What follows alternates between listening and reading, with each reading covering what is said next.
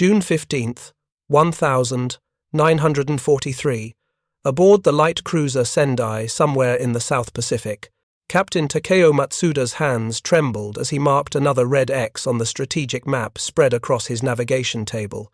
The Americans had just seized another island, one he had personally assured Imperial Headquarters was impregnable. His words, recorded later that evening in the private journal he had kept since 1940, betrayed a mixture of bewilderment and dread.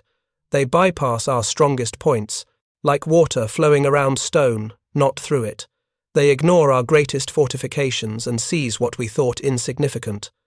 We are building walls, while they are building bridges across the ocean. Stretching across his map in a seemingly random pattern, 37 red X's marked islands captured or bypassed by American forces in just 9 months of offensive operations. Each island represented thousands of Imperial soldiers now isolated, useless, waiting to wither on the vine. The dawn sun reflected off the water like dragon scales as the Sendai steamed toward what would be the next target, though the Imperial Navy could only guess where the Americans would strike. Before we jump back in, tell us where you're tuning in from, and if this story touches you. Make sure you're subscribed because tomorrow I've saved something extra special for you. It wasn't the sheer number of landings that made Captain Matsuda's blood run cold. The Japanese had anticipated American counteroffensive since Midway. It was the terrible realization that had begun to dawn on every Imperial officer in recent months. These 37 island operations represented a fundamental revolution in strategic thinking. Yesterday, his battle group had raced to intercept American forces they believed headed for Truk, only to discover the Americans had no interest in that heavily fortified Gibraltar of the Pacific. Behind Matsuda, the Imperial Combined Fleet gathered battleships Yamato and Musashi, carriers Shokaku and Zuikaku, cruisers, destroyers representing Japan's last significant naval striking force in the Central Pacific. It was everything Japan could muster. What Matsuda knew, what made his hands tremble slightly as he studied the patterns on his map, was that this massive force was operating almost blindly, reacting rather than controlling. There would be no decisive naval battle on Japanese terms, no single engagement where victory could turn the tide. The transformation of Pacific warfare had begun 18 months earlier, though few in the Imperial High Command recognized it at the time. In August 1942, American Marines had landed on Guadalcanal. Admiral Isoroku Yamamoto had declared that Japan would make Guadalcanal the American graveyard.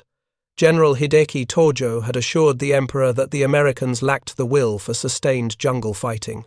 Colonel Masanobu Tsuji, senior intelligence officer for Imperial Army Headquarters, had written in his assessment, "Americans are physically soft from their mechanized civilization. They will break in jungle combat where machines cannot fight for them." Major Hideo Imamura, commanding naval infantry in the Solomons at the time, would later write in his memoirs that the Imperial military's dismissal of American adaptability represented the most catastrophic intelligence failure of the war. He had witnessed the American assault on Tulagi and found them remarkably innovative. The Americans adapted to jungle warfare within weeks, he observed. They built airfields in days rather than months. Their construction battalions performed what we considered engineering miracles. The first warning signs appeared on November 14th, 1942, when American forces secured Guadalcanal despite months of Japanese reinforcement attempts. Vice Admiral Raiso Tanaka, then commanding the Tokyo Express reinforcement convoys, had participated in the final evacuation. His after-action reports, discovered in Japanese archives after the war, noted, with professional concern, "They have mastered amphibious warfare. Their coordination between air, sea, and land forces exceeds anything in our doctrine. Most critically, they attack where we are not, rather than where we are strong."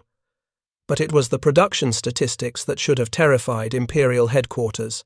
The Americans had deployed over 90 Liberty ships in 1942 alone, more cargo vessels than Japan would build during the entire war. By contrast, the entire Japanese merchant marine in 1942 totaled 5.2 million tons, which would decline steadily through American submarine attacks. The Kaiser Richmond shipyard alone was approaching a production rate that would reach one 10,000-ton Liberty ship every 24 hours by mid-1944. The March 4th, 1,943 landings on Bougainville would become known as the opening of the gate to the Americans who seized this vital stepping stone with minimal casualties. For the Japanese, it was simultaneously a military defeat and the moment many officers realized the nature of the war had changed fundamentally. Admiral Minoru Genda, who had helped plan the Pearl Harbor attack, observed the operation and later testified about his reaction. They did not attack our strongholds. They landed where we were weak and immediately built airfields. Before we could counterattack, their planes controlled the area. When we moved reinforcements, their submarines found our transports. It was like trying to catch water with a net. The Imperial Navy claimed tactical success in the naval battles around Bougainville, sinking several American vessels and losing few of their own. Propaganda Minister Masayuki Tani announced these engagements as proof of Japanese naval superiority. But the officers who had witnessed the American operational approach knew better. They had won tactical engagements but lost strategic position. More terrifying was what happened next. Within 72 hours, American Seabees had constructed a functional airstrip on Bougainville. Within a week, American fighters were operating from this base. Within 2 weeks, American bombers were striking Rabaul, the main Japanese stronghold in the region. The Imperial forces at Rabaul, over 100,000 troops and sailors with hundreds of aircraft, found themselves isolated, bypassed, irrelevant to the Central Pacific campaign. Vice Admiral Takeo Kurita, commanding the Second Fleet, wrote in his personal journal, "We are like a man punching at shadows. Each time we mass our strength to defend a position, the Americans land elsewhere. By the time we redeploy, they have fortified their new position and are already looking toward the next island. It is not merely island hopping, it is a completely different concept of naval warfare." The summer of 1943 brought a devastating intelligence report that circulated among senior Imperial officers.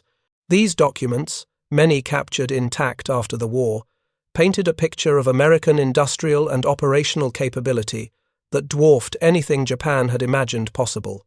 The American industrial expansion had achieved something Japanese naval experts had declared impossible: complete production supremacy across all categories of war materiel. Rear Admiral Toshitane Takata obtained a captured American technical document in July 1943. His report to Combined Fleet Headquarters stated, "The Americans have developed specialized landing craft by the thousands: LCVPs, LSTs, LCIs, an entire class of vessels whose sole purpose is amphibious assault.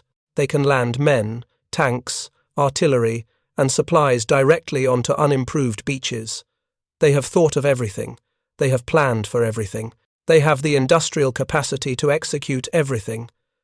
The American shipyards were approaching numbers that seemed impossible. 1 major warship launched per week, 140 landing vessels completed per month. Against this, Japan's entire monthly production of naval vessels in 1943 averaged 3 to 5 significant warships of all types. The Americans were replacing losses faster than Japan could inflict them.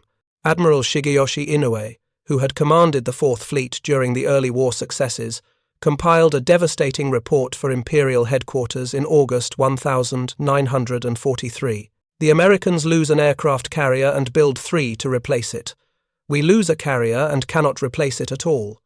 The Americans lose 30 aircraft and produce 300 to replace them. We lose 30 aircraft and receive perhaps 15 replacements. The Americans have grasped a fundamental truth. Naval warfare in the Pacific is not about territory but about mobility and sustainment." Preparing and narrating this story took us a lot of time, so if you are enjoying it, subscribe to our channel. It means a lot to us. Now, back to the story. November 20th, 1943. Operation Galvanic, the American landings on Tarawa and Markin in the Gilbert Islands, demonstrated American amphibious doctrine on a scale that shattered the last illusions of the Imperial General Staff. Captain Matsuda, then serving as a staff officer with the Combined Fleet, took off from Truk Lagoon aboard a reconnaissance aircraft to observe what radar reported as a massive formation approaching from the east. Flying at 15,000 feet, he found himself facing a naval armada that stretched beyond the horizon. 17 aircraft carriers, 12 battleships, 66 destroyers, over 200 support vessels, all to capture 2 tiny coral atolls. "I have seen the future of the Pacific War," he wrote in his diary that night. The sea was dark with ships. Our garrison of 4,500 men on Tarawa faced the concentrated power of the entire American Pacific Fleet. It was not battle, it was industrial harvesting. The Americans launched over 2,000 aircraft sorties during the Gilbert's operation. They lost 8 ships and 55 aircraft, losses that were replaced within 10 days. The Japanese lost the entire garrison and every aircraft and vessel in the area. Rear Admiral Keiji Shibasaki, commanding Tarawa's defenses, had boasted that 1,000,000 Americans couldn't take Tarawa in 100 years. The Americans took it in 76 hours. The introduction of underwater demolition teams, rocket-firing landing craft, amphibian tractors, close air support doctrine, and naval gunfire coordination demonstrated that the Americans had developed amphibious warfare into a science. Captain Mitsuo Fuchida, who had led the air attack on Pearl Harbor, observed the Gilbert's operation and later wrote, "We had conceived of amphibious warfare as a desperate, costly endeavor. The Americans had transformed it into a systematic process with specialized troops, vessels, and tactics. They had made the impossible routine." January 31st, 1944, marked the beginning of the accelerated Central Pacific Drive. On this date, American forces landed on Kwajalein in the Marshall Islands, bypassing the heavily fortified Japanese bases at Woche and Maloelap. The psychological impact was devastating.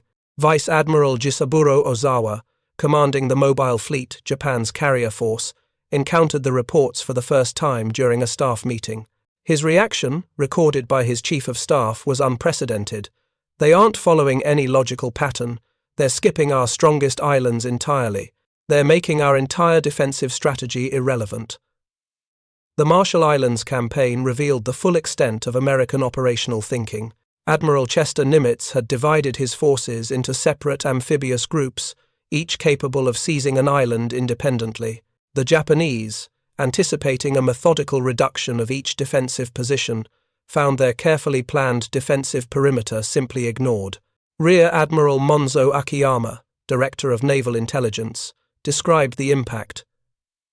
"We had built a wall across the Pacific. The Americans didn't break through it. They went around it, over it, under it. They made our wall irrelevant. By the time we understood their strategy, they were already inside our inner defense line." The February 17th, 1944 attack on Truk Lagoon Operation Hailstone delivered perhaps the most devastating psychological blow.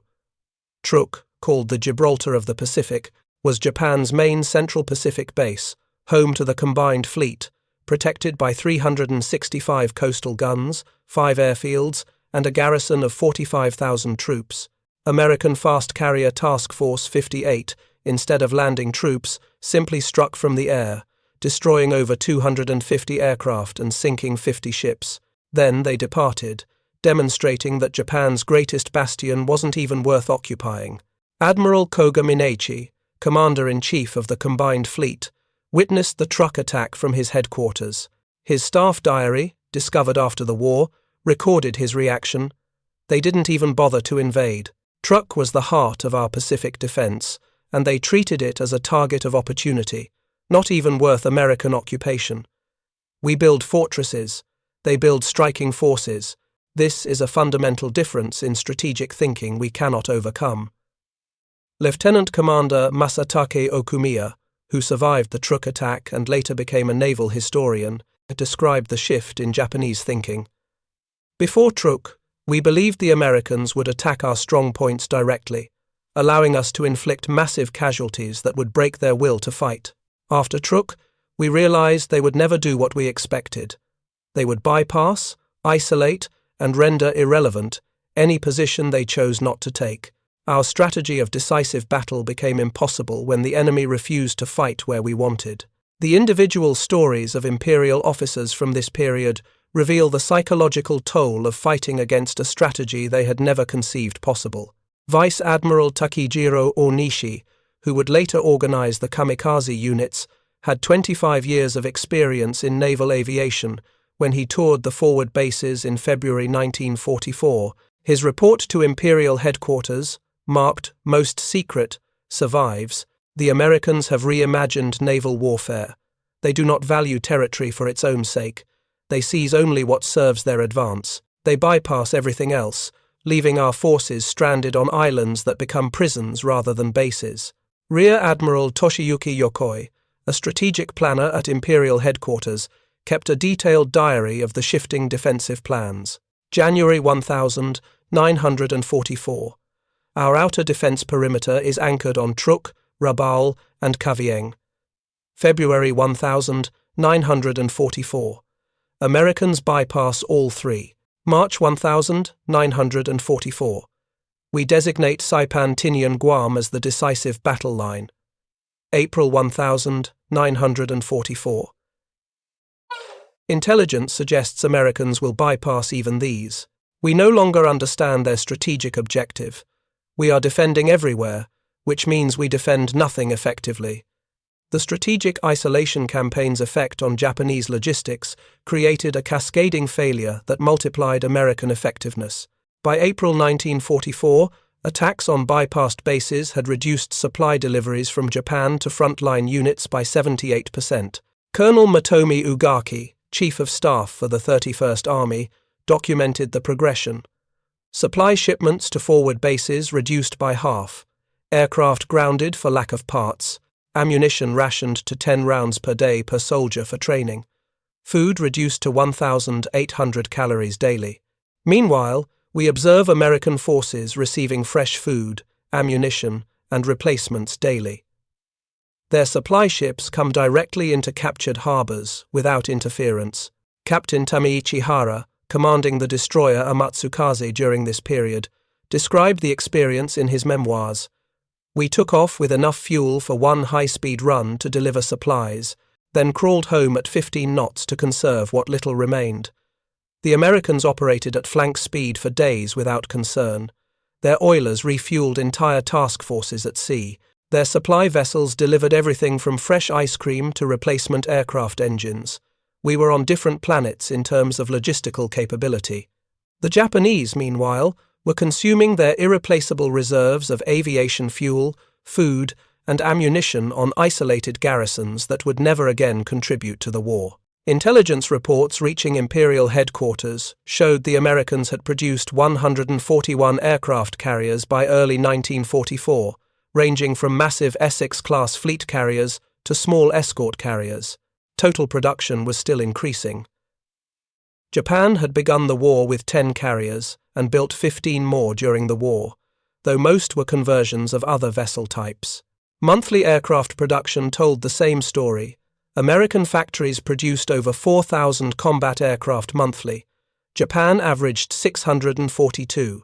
Vice Admiral Matome Ugaki, who had been Admiral Yamamoto's chief of staff, calculated that the Americans had assembled 800 ships for the Marshall Islands campaign alone, more vessels than the entire Imperial Navy had possessed at the start of the war. The accuracy of their naval gunfire was improving steadily with new radar and fire control systems.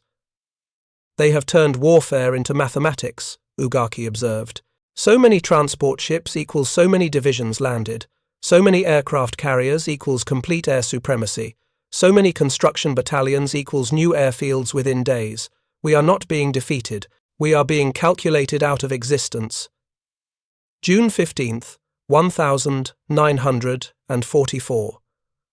Operation Forager, the American landings on Saipan.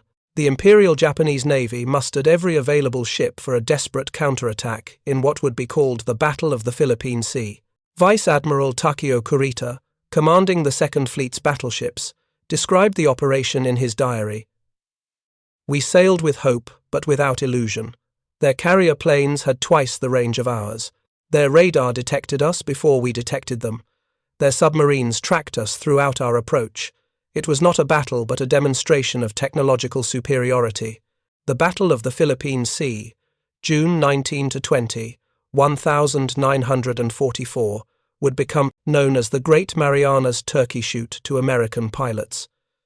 Japanese aircraft, 265 planes in total, were systematically destroyed while achieving minimal damage to the American fleet.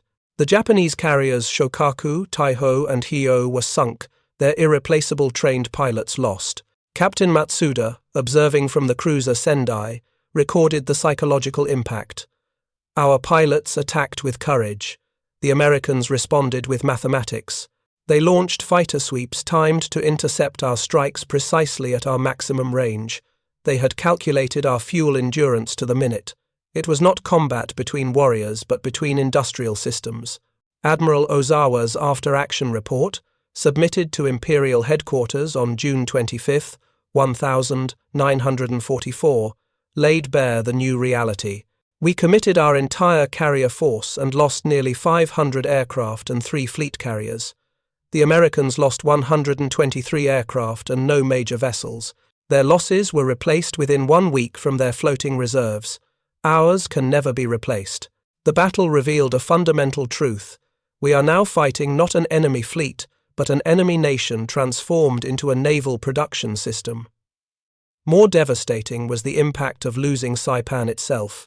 The island fell on July 9, 1944, after 3 weeks of bitter fighting that cost Japan 29,000 lives. Prime Minister Hideki Tojo's government collapsed on July 18, a direct result of the shock. Admiral Soemu Toyoda, Commander-in-Chief of the Combined Fleet, described the strategic implications in a secret memorandum. With Saipan, the Americans can place our homeland under direct bomber attack. They have bypassed our outer and inner defense perimeters, rendered irrelevant our major garrisons at Rabaul, Truk, and Palau, and positioned themselves to sever our supply lines to the south. They have made our entire Pacific strategy obsolete without directly engaging most of our forces. The Japanese had expected the Americans to follow a methodical path northward from New Guinea, taking each Japanese stronghold in sequence. Instead, Admiral Nimitz's Central Pacific Drive leapt across vast stretches of ocean, seizing seemingly random islands that transformed into unsinkable aircraft carriers once American Seabees worked their construction magic. Meanwhile, General MacArthur's Southwest Pacific forces drove along the New Guinea coast toward the Philippines. The dual advance forced Japan to defend everywhere, while the Americans could concentrate overwhelming force wherever they chose to strike. Major General Yoshitsugu Saito, who commanded the Saipan garrison and died in the final Banzai charge, sent a final message to Imperial Headquarters that captured the futility of Japan's static defense strategy. We defended as ordered. The Americans simply landed elsewhere on the island, established their beachhead, and enveloped our positions from behind. They did not attack where we were strong. They made our strength irrelevant. The technological gap that enabled the American island-hopping strategy had become insurmountable by mid-1944. Each new American landing demonstrated innovations that the Japanese could not counter. Vice Admiral Chuichi Nagumo, who had commanded the Pearl Harbor attack and later died on Saipan, documented these advances in his final reports. They land using amphibian tractors that cross coral reefs and deliver troops directly onto the beach beyond our coastal obstacles. Their underwater demolition teams clear mines and obstacles before the assault. Their close air support strikes with precision we cannot match. Their naval gunfire can destroy a pillbox with a single salvo, guided by forward observers. They have transformed amphibious assault from the most difficult military operation into a scientific procedure. By contrast, Japanese defenses remained static, relying on prepared positions and counterattacks that rarely materialized due to American air superiority. Captain Omei Toshikazu, a senior staff officer who survived the Mariana Campaign, wrote, "Our defensive doctrine was based on stopping the enemy at the water's edge. The Americans simply avoided the water's edge where we were strongest. They landed where our defenses were weakest, established their beachhead, and then expanded outward. By the time our forces redeployed, they had established air superiority from captured airfields and brought ashore tanks and artillery. The construction capabilities that enabled the island-hopping strategy particularly demoralized Japanese commanders. Rear Admiral Chiaki Matsuda witnessed American Seabees transform Majuro Atoll from an undeveloped island into a forward naval base in less than a month.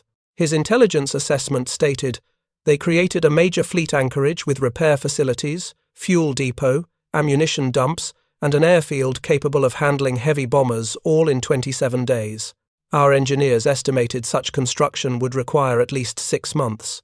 They can capture an island on Monday and operate aircraft from it by Friday." The American island shopping strategy's effect on Japanese pilot training created a catastrophic spiral that magnified American numerical superiority.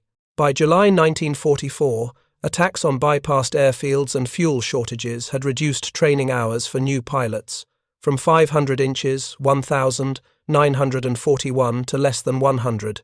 Commander Minoru Genda, an architect of the Pearl Harbor attack and later head of the Naval Air Training Command, documented the collapse.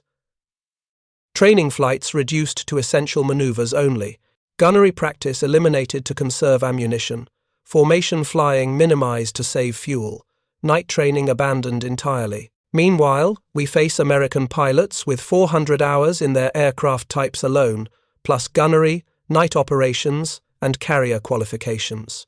The psychological toll on Japanese aviators was particularly severe. Lieutenant Zenji Abe, who had participated in the Pearl Harbor attack and survived to the war's end, described the progression. "In 1942, we flew with confidence in our superior training and aircraft. By 1944, we flew knowing we faced pilots with twice our flight hours in planes with greater firepower, higher performance, and more armor. Our newer pilots faced a terrible equation. Their American counterparts had 4 times their training hours. It was execution, not combat." For many Imperial officers, there was a specific moment when they recognized the full implications of the American approach. These revelations, collected from memoirs, interrogations, and private correspondence, show how the psychological impact spread through the command structure. Vice Admiral Shigeyoshi Inoue, watching the Americans bypass Rabaul in February 1944. "We had 100,000 men there, hundreds of aircraft, coastal fortifications. They left it to wither, cutting off its supplies while they seized airfields from which to bomb it daily. Those 100,000 troops might as well have been on the moon for all they contributed to the defense of the empire." Captain Mitsuo Fuchida, who led the Pearl Harbor strike. September 1944, viewing reconnaissance photographs of Eniwetok, the Americans had transformed a barren coral atoll into a forward naval base in 3 weeks. Dozens of ships anchored in the lagoon, an airfield operating B-24 bombers, fuel tanks, repair facilities, all created from nothing. I told Admiral Toyoda, "They don't need to capture our bases. They build new ones faster than we built our original bases." Admiral Matome Ugaki, July 1944. I watched a film of American landing operations at Guam. Their landing craft formed an assembly line from ship to shore, a continuous flow of men and material. They did not land and then wait for supplies. The supplies landed with them, alongside them, continuous and overwhelming. Within 3 hours, they had more artillery ashore than our garrison accumulated in 3 years. Beyond mere numbers, American technological advancement continuously widened the gap that made island hopping possible. Each new operation introduced innovations that the Japanese could not counter. The landing at Peleliu in September 1944 featured underwater demolition teams clearing beach obstacles, rocket-firing gunboats providing suppressive fire, and a floating fuel system that pumped gasoline directly from tankers offshore to fuel dumps on the beach. Meanwhile, Japanese defenses were increasingly primitive as resources dwindled. Commander Tadashi Nakajima, who had been a group leader at Pearl Harbor and later served as air defense coordinator at Iwo Jima, wrote, "We dig caves with hand tools while they bring bulldozers ashore in the first hour. We communicate with signal flags and runners. They have portable radios down to squad level. We target ships with visual sighting. They use radar that sees through darkness and smoke. We are fighting with the weapons of 1,000 941. They field new technologies every month. The island-hopping strategy's success forced a radical shift in Japanese defensive doctrine, but the changes came too late. Lieutenant General Mitsuru Ushijima, who would command the defense of Okinawa, analyzed previous American landings and issued new defensive guidance in October 1944. Do not contest the landings at the beach. The Americans have perfected amphibious assault. Instead, fortify inland positions away from naval gunfire range. Force them to fight for each hill and ridge where their technology provides less advantage. Make them pay in blood for each yard. This strategic shift came too late to change the outcome, but it would make the final island battles far bloodier for both sides. The Japanese had finally adapted to the American strategy, but lacked the resources to implement effective countermeasures. Colonel Hiromichi Yahara, senior staff officer on Okinawa, reflected, "We finally understood their approach and developed appropriate tactics, but by then we lacked the aircraft to attack, their transports, the artillery to target their beachheads, the communications to coordinate our responses, and the mobility to counterattack. Understanding came too late to change the outcome. The psychological impact extended beyond military considerations. Many officers recognized that the island-hopping strategy represented a fundamentally different approach to warfare that reflected American industrial and cultural characteristics. Vice Admiral Shigeru Fukudome, chief of the Naval General Staff's First Bureau, observed, "The Americans approached warfare as an engineering problem. Each island was analyzed not for its symbolic importance or existing facilities, but for its potential utility in their methodical advance. They valued efficiency over tradition, practical advantage over symbolic victory. We defended ancient possessions. They created new bases wherever convenient." The Japanese High Command struggled to understand an enemy that ignored targets they considered vital. Imperial Headquarters repeatedly predicted American attacks on bypassed islands like Truk, Rabaul, and Formosa. When these attacks never materialized, strategic paralysis set in. Commander Chikataka Nakajima, a planning officer at Combined Fleet Headquarters, described the confusion. "We prepared detailed defense plans for Formosa, anticipating a major assault before they struck the Philippines. They bypassed it entirely. We reinforced Truk with our limited air assets. They ignored it. We could no longer predict their next move because their strategy followed a logic completely foreign to our strategic thinking." The statistics of the Pacific War by late 1944 reveal the impossible challenge the Japanese faced. The island-hopping strategy allowed American forces to isolate and neutralize major portions of Japan's military while concentrating overwhelming force at selected points. Naval Strength, October, 1944. United States, 95 aircraft carriers of all types, 23 battleships, 52 cruisers, over 300 destroyers. Japan, 6 operational carriers, 7 battleships, 18 cruisers, 63 destroyers. Aircraft production, monthly average, 1,944, United States. 8,000 plus military aircraft, Japan. 1,600 military aircraft landing vessel production. United States, 80,000 plus amphibious craft of all types, built 1,942 to 1,945, Japan. Fewer than 1,000 landing craft total construction capability.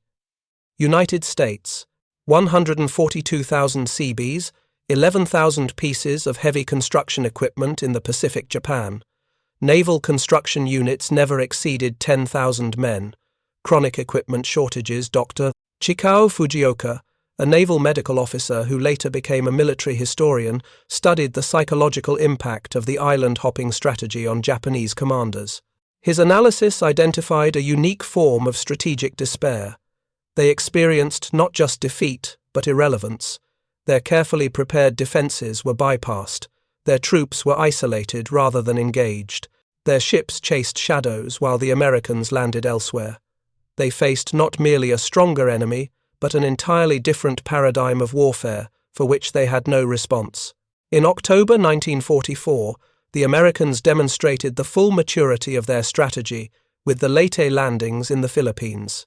The operation involved 738 ships, 170,000 troops, and complete air superiority established from escort carriers. Vice Admiral Takeo Kurita led the Japanese fleet in a desperate counterattack at the Battle of Leyte Gulf, briefly breaking through to threaten the American landing forces before withdrawing. His action report reveals his realization of the strategic situation. We achieved tactical surprise and approached within sight of the American transports. We sank an escort carrier and several smaller vessels. This temporary victory changed nothing. Even if we had destroyed every ship off Leyte, they would have returned with twice the force within weeks. We lacked the fuel to continue operations, the air cover to protect our withdrawal, and the industrial capacity to replace our losses. The Americans lost 6 escort carriers, 3 destroyers, and 200 aircraft at Leyte Gulf, all replaced within 1 month. We lost 26 major warships, none of which could be replaced. The island-hopping strategy created a mathematical certainty of Japanese defeat that transcended battlefield outcomes. Even when Japanese forces fought effectively, the strategic isolation imposed by bypassed islands ensured their efforts could not affect the war's outcome. Captain Toshikazu Omai, a senior staff officer to Admiral Toyoda, calculated the strategic equation by December 1944. We have 25 million troops in the Pacific, of which approximately 900,000 are cut off from supply, unable to influence ongoing operations, and awaiting inevitable defeat in isolation. The Americans advance along carefully selected pathways, neutralizing rather than engaging our forces. They lose 100 aircraft and launch 300 new ones the next week. They lose a destroyer and commission 3 new ones the next month. The differential is not merely in current strength but in production capacity, and it widens every day. The island-hopping campaign's effect on Japanese fuel supplies created a cascading failure that magnified American effectiveness. By September 1944, American submarines and carrier strikes had reduced oil deliveries to Japan from the East Indies from 175 million barrels monthly to fewer than 360,000 barrels. Captain Eiichiro Joe, Chief of Staff for the 1st Southern Expeditionary Fleet, documented the consequences. Fleet operations limited to essential movements only, aircraft grounded except for combat missions, training reduced to classroom instruction only. Meanwhile, we observe American forces operating without fuel constraints. Their vessels steam at flank speed for days. Their aircraft fly continuous combat air patrols. Their landing craft make repeated trips from transport to shore without concern for fuel consumption. We have entered a war of resource attrition that we cannot mathematically win. The Americans, meanwhile, were consuming 9 million barrels of fuel oil monthly in the Pacific theater alone, more than Japan's total production for all purposes. In a war driven by mobility, this disparity proved decisive. The island-hopping strategy exploited this advantage by forcing the Japanese to disperse their limited resources, defending numerous islands, while the Americans could concentrate overwhelming logistics at each chosen landing site.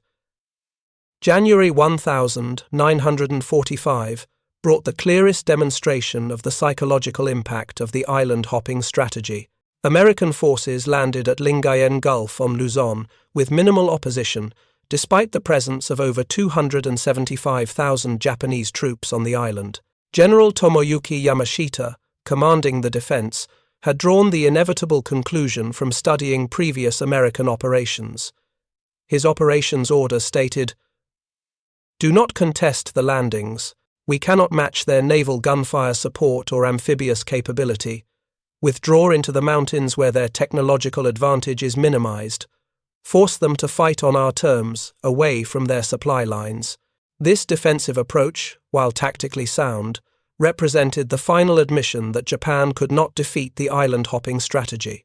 By conceding the beaches, the harbors, and the airfields, the Japanese surrendered the strategic initiative permanently.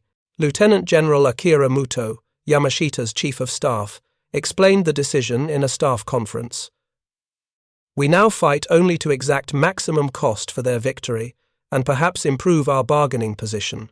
The strategic outcome is mathematically determined. We cannot match their mobility, their firepower, or their productive capacity.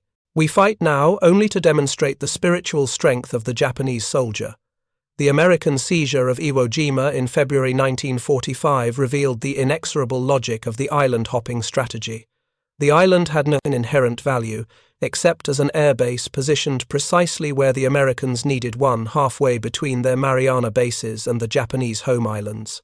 They took it not because it was a Japanese stronghold, but because its location served their strategic advance. Lieutenant General Tadamichi Kuribayashi, commanding the Iwo Jima defense, recognized this logic in his final message to Imperial Headquarters. The Americans desire Iwo not for its facilities or symbolic value, but purely for its geographic location. They will capture it regardless of cost, because it solves a specific operational problem in their strategic advance. They apply overwhelming force to each objective, then immediately begin preparing it to support their next advance. They are not fighting for territory, but for position. They think not of capturing our bases, but of creating their own. This represents a revolution in military thought that we recognized too late. The February 1945 raid on Tokyo by carrier aircraft from Task Force 58 demonstrated the culmination of the island-hopping strategy. American carriers operated with impunity 90 miles off Japan's coast, launching over 1,200 aircraft sorties against the homeland. Vice Admiral Takejiro Onishi, founder of the kamikaze units, witnessed the attacks and recorded his reaction. They have advanced systematically, methodically, from Pearl Harbor to the shores of Japan in 3 years. Each island seized became a base from which to seize the next.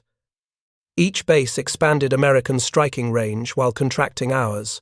The process was not merely efficient but mathematically certain once their industrial might was fully engaged.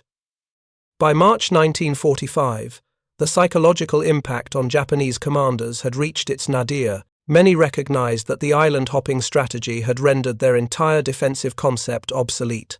Admiral Ryunosuke Kusaka, Chief of Staff to Combined Fleet, circulated a strategic analysis that demonstrated the futility and continued resistance. The Americans have seized precisely those islands needed to project their power against our homeland. They have bypassed 80% of our Pacific garrisons, left them isolated, ineffective, their supplies exhausted. Our forces are distributed across the Pacific on islands where they can neither be supported nor evacuated, irrelevant to the defense of Japan. The planned defense of the Japanese home islands, Operation Ketsugo, represented the final admission of the success of the American strategy. The Japanese had to assume the Americans would land wherever they chose, with overwhelming force, and could only hope to exact such casualties that the Americans might accept a negotiated peace. Admiral Soemu Toyoda, the final commander-in-chief of the Combined Fleet, reflected in his post-war interrogation. By June 1945, we no longer planned for victory, but for a final decisive battle that might influence peace terms. We knew the Americans would land where their technological advantages were maximized. We knew they would establish air superiority before the landings and employ overwhelming naval gunfire support. We knew they would build up force ashore with a speed we could not match. The island-hopping campaign had demonstrated these capabilities repeatedly. We could only plan to make their victory as costly as possible. The July 1945 intelligence assessment, reaching Imperial Headquarters, completed the psychological devastation. American preparations for Operation Olympic, the planned invasion of Kyushu, demonstrated the culmination of the island-hopping strategy in a scale that dwarfed previous operations. The invasion force would include 42 aircraft carriers, 24 battleships, 400 destroyers and destroyer escorts, and 2,700 landing vessels. Japanese intelligence estimated the Americans would land 14 divisions in the initial assault, over 180,000 troops, with another 1 million troops in follow-on forces. Against this backdrop, individual Japanese commanders came to their own moments of realization about the implications of the American island-hopping campaign. These epiphanies, collected from diaries, interviews, and interrogations, reveal the psychological journey from confidence to despair as they grasped the full meaning of America's strategic revolution. Captain Toshio Abe, a naval liaison officer at Imperial Headquarters who later survived as a prisoner of war, described the evolution of his understanding. In 1942, I believed we could win through superior fighting spirit. By early 1943, after Guadalcanal, I thought we needed better technology. By late 1943, after Tarawa, I knew we needed a strategic miracle. By 1944, after the Marianas, I understood that even a miracle would not be enough. The Americans had created a method of warfare that systematically negated our strengths and exploited our weaknesses. Commander Sadao Chigusa, who had participated in the Pearl Harbor attack planning and later served on Admiral Toyoda's staff, recalled the pivotal moment when he grasped the true nature of the American approach. I was examining a map showing Japanese garrisons in the Pacific over 122 island bases with nearly 1 million men. Beside it lay an American intelligence assessment showing which islands they intended to capture, just 15 key locations. Suddenly I understood their entire concept. They would seize only what they needed for their advance, leaving everything else to wither. Our dispersion had become our weakness, their selectivity had become their strength. The scale of American construction capability particularly demoralized Japanese commanders who witnessed it firsthand. Lieutenant Hiroshi Kato, a submarine officer who conducted reconnaissance of captured islands, reported on the transformation of Guam just 30 days after its capture. The Americans have constructed 2 major airfields, each capable of handling B-29 bombers. They have built a naval base with repair facilities for fleet vessels.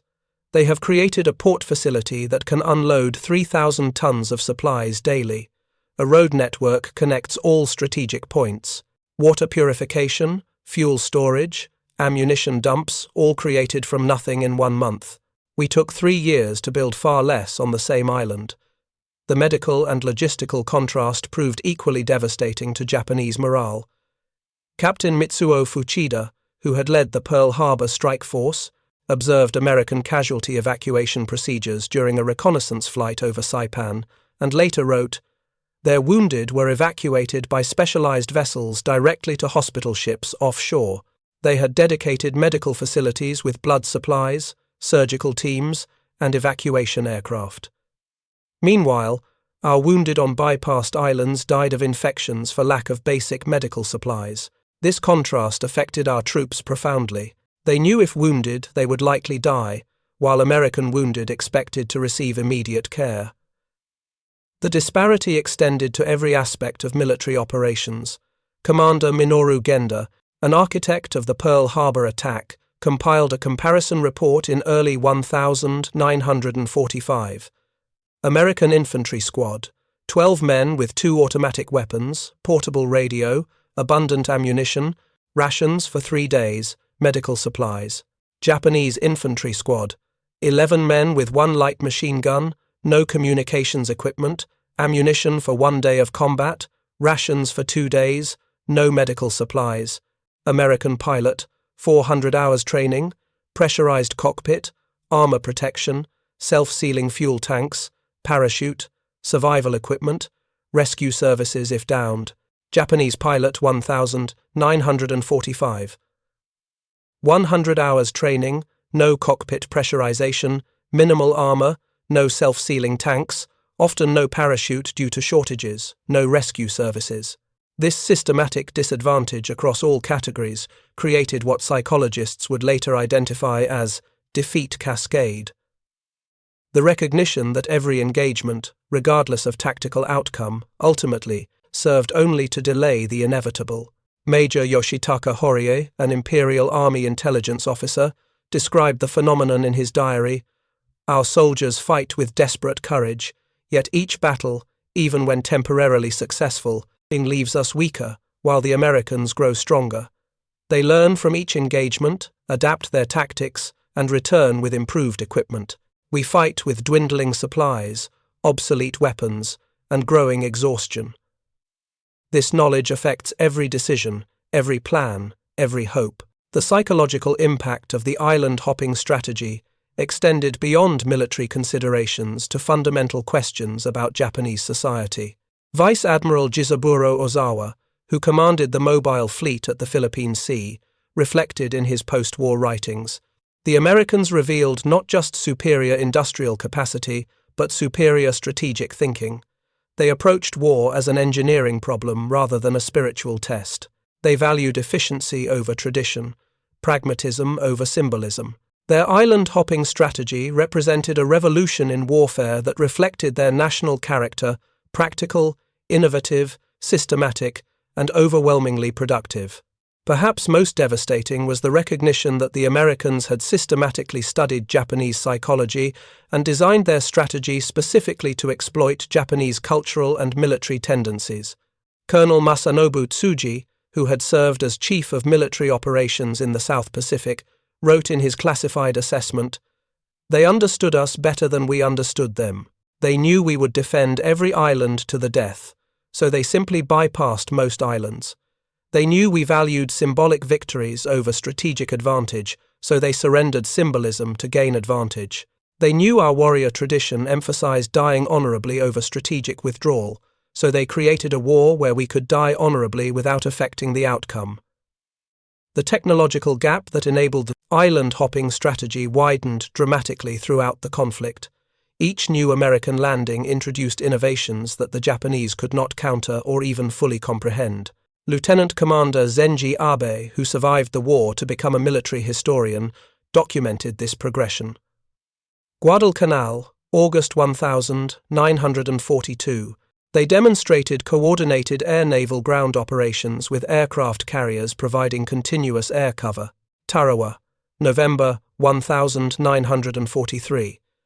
They deployed specialized amphibious vehicles to cross coral reefs, underwater demolition teams, and portable piers. Kwajalein, January 1944. They introduced improved amphibious tractors with armor protection, rocket-firing gunboats, and forward air controllers directing precision strikes. Saipan, June 1944. They employed radar-directed naval gunfire accurate to 20 meters, fully armored amphibious tanks, and portable flamethrowers for bunker reduction. Leyte, October 1944. They demonstrated mobile logistics with floating fuel systems, prefabricated pier sections, and modular airfield construction kits. Iwo Jima, February 1945. They introduced proximity-fused artillery shells, aerial napalm strikes, and armored bulldozers for combat engineering. Okinawa, April 1945. They deployed specialized cave reduction teams, psychological warfare units broadcasting in Japanese, and offshore surgical hospitals with blood banks. Each innovation increased our technological disadvantage. By 1945, we were effectively fighting with the weapons of 1941 against an enemy that had progressed through 5 generations of technology. The collapse of Japan's air defense capability by 1945 demonstrated the culmination of the island-hopping strategy. American bombers operated with near impunity over the Japanese homeland, protected by long-range fighters based on captured islands that formed an advancing airbase network stretching back to Hawaii. Vice Admiral Takejiro Onishi, founder of the Kamikaze Special Attack Units, described the futility of conventional defense in a February 1945 staff conference. "We began the war with air superiority across the Pacific. The Americans systematically stripped it away by destroying our aircraft on bypassed islands, isolating our pilots from fuel and replacement aircraft, and constructing a network of air bases from which they could project overwhelming air power. This was not achieved through decisive battle, but through methodical advance, building each link in a chain that now strangles our homeland. Our kamikaze tactics represent our final adaptation when facing an enemy with superior technology, superior numbers, and superior strategy. We can only respond with superior sacrifice." Beyond the physical destruction, the island-hopping strategy created a profound sense of strategic helplessness among Japanese commanders. Captain Mitsuo Fuchida, who had led the Pearl Harbor attack and survived to become a post-war Christian evangelist, described this psychological state. We found ourselves fighting an enemy who refused to follow our script. When we prepared for decisive battle, they bypassed us.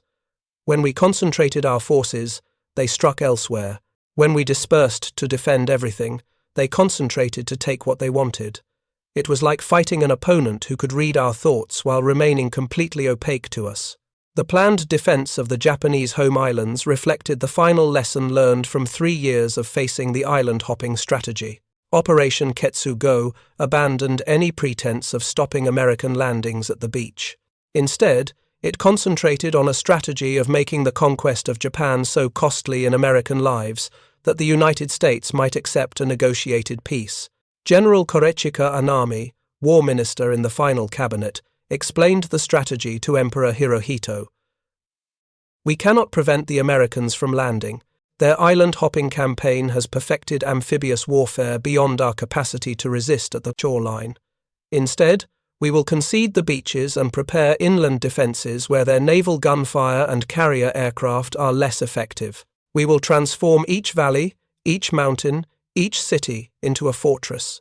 We can no longer win, but we might convince them that complete victory costs too much." This strategic shift represented the final admission of the success of the American approach. The Japanese had abandoned hope of victory and focused entirely on extracting political concessions through battlefield sacrifice. Captain Matsuda, who had witnessed the evolution of American strategy from its earliest application, reflected in his final diary entry on the 10th of August 1945, "The Americans have accomplished what we once thought impossible. They have advanced 5,000 miles across the Pacific, neutralizing our carefully constructed defensive perimeter without directly engaging most of our forces. Their island-hopping strategy allowed them to dictate the tempo and location of every significant engagement. They turned the vast Pacific, which we thought our protective barrier, into a highway for their advance. They did not need to destroy our forces to defeat us. They simply made most of our forces irrelevant to the outcome." The human toll of the failed Japanese strategy extended beyond military casualties to encompass profound psychological trauma. Many Japanese officers and soldiers on bypassed islands experienced what psychiatrists would later identify as abandonment syndrome, the recognition that their nation could neither support them nor evacuate them, that they had been sacrificed without purpose. Major Yoshimi Taniguchi, a medical officer on bypassed Rabaul, documented the progression. First month after isolation, confidence in eventual relief or meaningful resistance. Third month, recognition that no relief would come, but determination to fulfill duty. Sixth month, psychological crisis as food supplies dwindled and tropical diseases spread. Ninth month, collapse of military discipline, increasing suicide rate, cases of clinical depression. Beyond 1 year, acceptance of abandonment, focus on mere survival, complete detachment from war objectives. By the war's end, approximately 150,000 Japanese troops on bypassed islands had died from starvation, disease, and suicide without affecting the strategic outcome. Another 250,000 surrendered after Japan's capitulation, many suffering severe malnutrition and psychological trauma. The island-hopping strategy had rendered their sacrifice meaningless, a realization that many found more difficult to bear than combat itself. The decision to surrender in August 1945 represented the final validation of America's strategic revolution. Emperor Hirohito, in his historic address to the cabinet urging acceptance of the Potsdam Declaration, specifically referenced the implications of the American approach. "The enemy has created a new form of warfare, advancing inexorably while leaving our forces isolated and ineffective. Their control of the sea and air is complete. Their industrial strength produces weapons in quantities we cannot comprehend, let alone match. To continue the war under these circumstances offers no prospect except the destruction of our nation and the extinction of our civilization. We must endure the unendurable and accept defeat." In the aftermath of surrender, American occupation forces discovered the full extent of Japan's strategic paralysis in facing the island-hopping campaign. War plans captured in Tokyo revealed that Imperial Headquarters had consistently misidentified American target objectives, repeatedly preparing for attacks that never came while being surprised by the actual landings. Lieutenant General Richard Sutherland, MacArthur's chief of staff, noted, "They prepared elaborate defenses for islands we had no intention of taking. They concentrated forces at locations we planned to bypass. They dispersed resources, defending positions that became strategic dead ends once we seized the islands we actually wanted." The Japanese officers who survived underwent a profound psychological transformation through their encounter with American strategy. Many who had begun the war steeped in Bushido traditions of sacrifice and symbolic victory emerged with a new appreciation for pragmatic efficiency and technological innovation.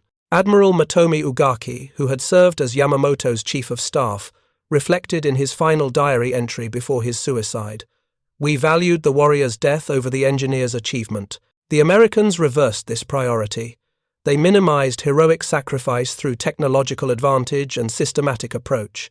Their island-hopping strategy represented not just superior resources, but superior thinking, the triumph of the rational over the traditional, the practical over the symbolic. For the Americans, the island-hopping strategy represented a uniquely American approach to warfare that reflected national characteristics, pragmatic, innovative, industrial, and direct." Admiral Chester Nimitz, who had overseen its implementation, later explained, "We built on our strengths, industrial capacity, engineering skill, naval power, and air mobility. We avoided Japan's strengths, prepared defenses, fanatical resistance, and acceptance of casualties." The strategy was neither brilliant nor complex. It was simply logical, once we abandoned traditional military thinking about the necessity of seizing every enemy position in sequence.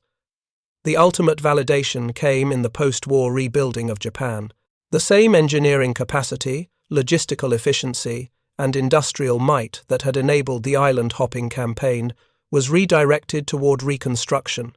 Captain Matsuda, who had watched in despair as American carriers approached his homeland in 1945, found himself in 1955 working alongside American engineers, rebuilding Tokyo's harbor facilities. In his post-war memoir, he reflected, "They rebuilt our nation with the same systematic efficiency with which they had defeated it. The Americans constructed factories, power plants, and port facilities with a speed that still astonished us. What took us years, they accomplished in months. I realized then that their island-hopping strategy had demonstrated the same capabilities I now witnessed in peacetime, an unmatched ability to mobilize resources, solve complex problems, and create infrastructure with astonishing speed. The construction battalions that had built airfields on captured islands within days were now building schools and hospitals with the same efficiency. The legacy of the island-hopping campaign transformed military thinking globally. The strategy demonstrated that superior mobility could overcome superior position, that technological advantage could make courage irrelevant, and that selective application of overwhelming force could defeat a dispersed enemy without engaging most of its strength.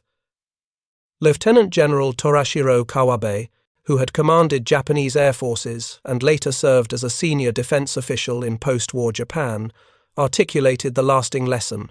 The island-hopping strategy represented a revolution in military thought, the victory of mobility over position, of selection over dispersion, of engineering over sacrifice. The Americans never sought to destroy our forces in their entirety. They simply made them irrelevant by controlling the strategic architecture of the Pacific through key bases that enabled their advance while neutralizing our capability to respond effectively. This approach succeeded not because America was rich, but because America could transform its riches into strategically decisive advantage through superior operational concept. In 1962, a conference of former Imperial Japanese Navy officers was held in Tokyo. Admiral Nobutake Kondo, who had commanded major fleet units throughout the war, reflected on the lessons of facing American strategy. We learned that in modern war, mobility trumps position, logistics defeats courage, and industrial capacity overcomes tactical brilliance.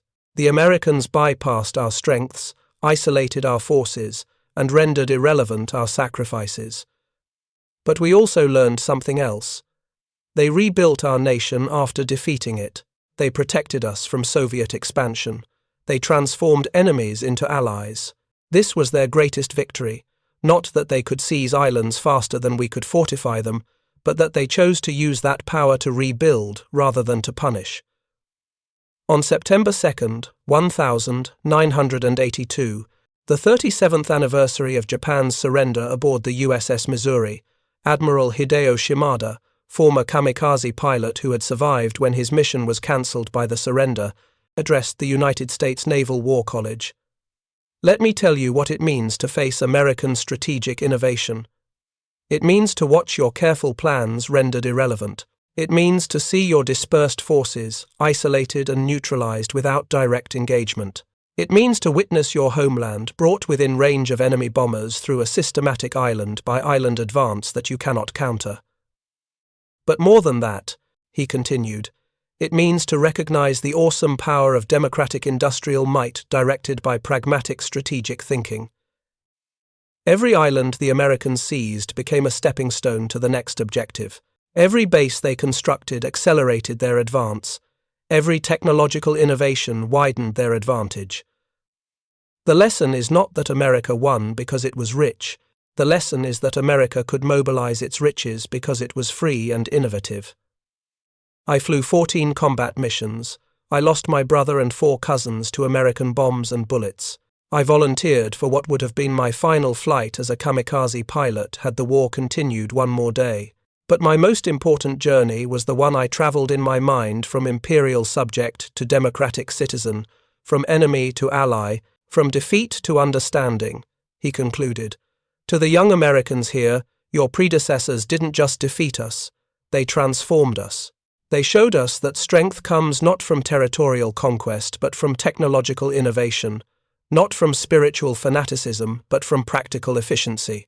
The island-hopping campaign was destructive, but what followed was constructive.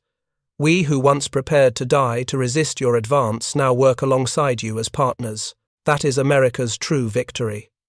The story of Japan's recognition of defeat is ultimately a story of strategic revolution, systematic, methodical, irresistible. When Captain Matsuda looked down at those red X's on his map in June 1943, he was seeing more than tactical defeats. He was witnessing the emergence of a new form of warfare that rendered traditional concepts of territory, position, and sacrifice obsolete. Each bypassed island represented not just a physical location but an obsolete strategic paradigm. The Japanese officers who witnessed America's island-hopping campaign were among history's finest tacticians.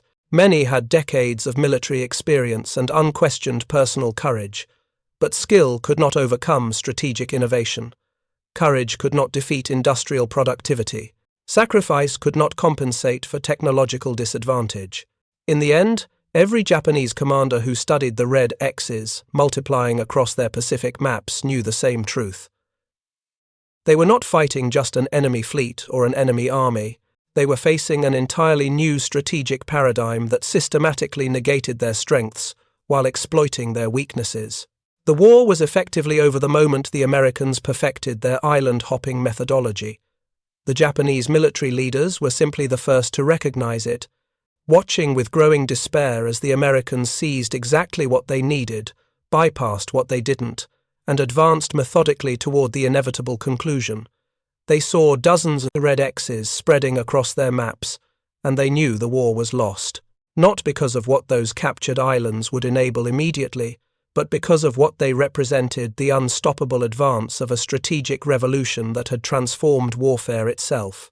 In that recognition lay both defeat and, ultimately, redemption. For in witnessing American strategy, they also encountered American purpose, not conquest but security, not vengeance but reconstruction, not hatred but the hope that former enemies could become allies. The strategic verdict had been delivered. The Japanese had witnessed it. And in witnessing, they had learned a truth that would reshape the post-war world. Systematic, strategic innovation, backed by industrial democracy, had become the most powerful force on Earth, and America had mastered it. Up next, you've got 2 more standout stories right on your screen. If this one hit the mark, you won't want to pass these up. Just click and check them out. And don't forget to subscribe and turn on the notification bell so you don't miss any upload from us.